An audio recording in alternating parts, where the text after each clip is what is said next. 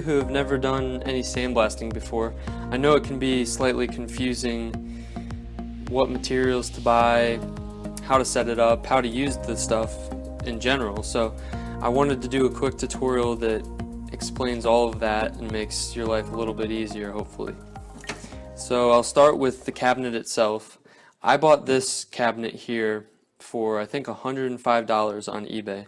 So there are cabinets out there that are pre-made, and I highly recommend purchasing one of them because it will make your life a lot easier with cleanup, and it will also probably save you money in the end because building your own cabinet will require somewhat of an investment for the materials.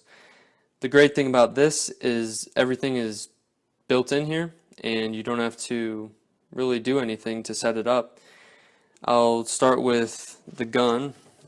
This is what we shoot the abrasive media out of, and it has a hose here attached to it. Let me see if I can get this.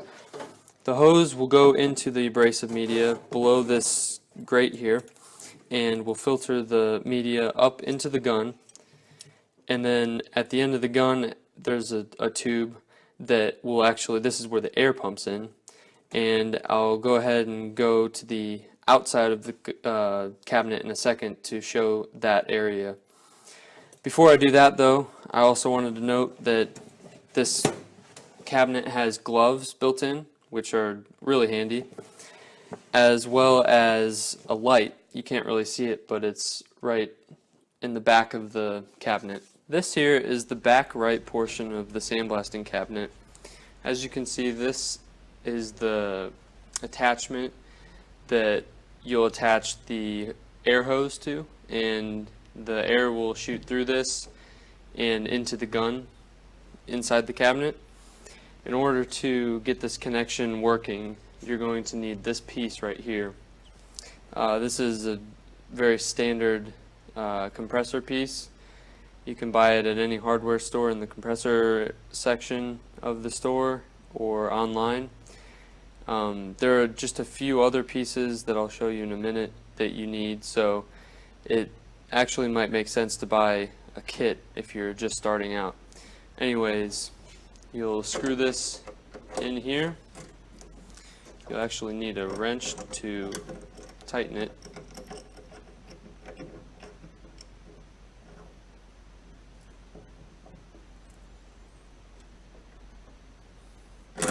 Once that's tight, you can get your hose, which you can see here. I've actually got this big piece right here.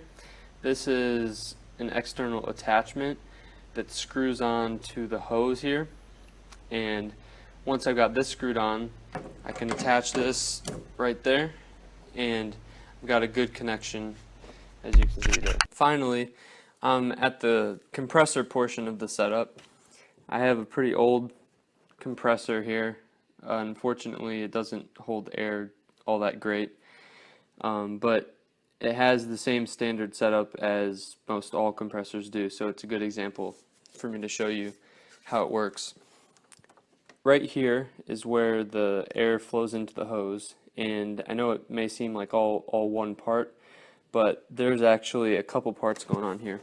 So first, the hose right here, and then this piece, if you can see, this is a two-sided piece where the hose will screw into this side of it, and then you screw it into the compressor itself.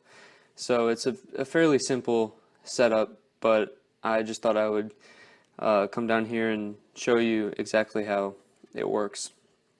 And I don't know exactly how every compressor works, but right here is my gauge that shows me how much PSI I'm at, and then this knob can increase or decrease it's the regulator, which basically tells the compressor how much air it wants to let in, and that's useful for some other things that, for example, airbrushing.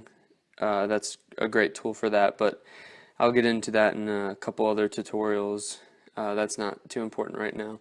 But anyways, that's how the compressor works, and the best thing I can recommend for like this part here, the hose, and then as I showed you before, the attachment to the cabinet, all those little parts, those actually can come in kits. I bought the hose and all these parts all in one kit. So I think it was only $20 at the hardware store, but I'll see if I can find something online that fits the bill, and I'll link to it so that you don't have to go shopping too hard. Alright, so I've got this to about 90 psi right now, so it's ready to start blasting. I want to make sure that I've got this hose well into the abrasive media, and then go ahead and just start hitting all the different spots. Make sure and keep the gun about 2 to 3 inches away from the putter. It gives you the best results, I think.